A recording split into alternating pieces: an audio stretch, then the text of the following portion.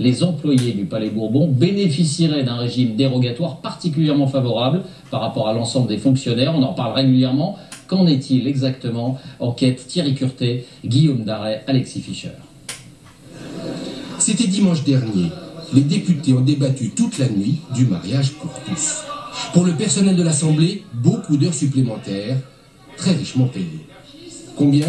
Ni la présidence, ni les fonctionnaires de l'Assemblée ne nous ont répondu. Ils ont le culte du secret. Fonctionnaire à l'Assemblée, l'un des derniers fromages de la République. Avis de la Commission. Avis défavorable de la Commission, Monsieur le Président. Ainsi, un huissier en fin de carrière gagne 5 000 € bruts par mois. Son travail, garantir l'ordre dans l'hémicycle, porter un courrier, un document à un député, ou barrer l'escalier du président pour le protéger des autres députés pendant les séances. L'Assemblée emploie 1250 personnes. Revenu moyen, 7 800 € bruts, 3 fois la rémunération moyenne de la fonction publique.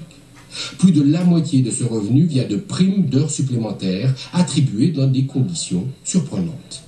Étant donné le rythme de fonctionnement de l'Assemblée qui est très particulier et qui n'est pas défini à l'avance, on a considéré que les primes qui sont distribuées en fonction du fonctionnement de l'Assemblée sont attribuées à tout le monde, que les gens soient là, physiquement, ou qu'ils soient chez eux. Vous avez bien entendu, une personne travaille de nuit, c'est tout le service qui touche la prime. Ces gratifications gonflent aussi le revenu des très hauts fonctionnaires de l'Assemblée. Les 24 plus hauts revenus sont en moyenne de 17 500 € par mois. 2 d'entre eux dépassent 20 000 € par mois. À titre de comparaison, le président de la République touche un salaire de 15 000 € par mois. 14 000 pour le président de l'Assemblée, 10 000 pour un ministre.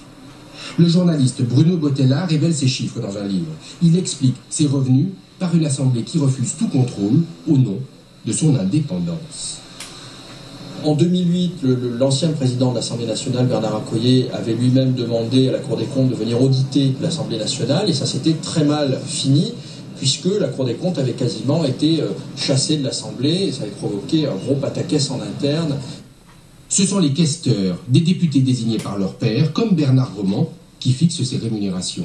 À leurs yeux, le travail de nuit, sans horaire, pour certains très qualifiés, dans la disponibilité et la discrétion absolue, justifie les primes attribuées.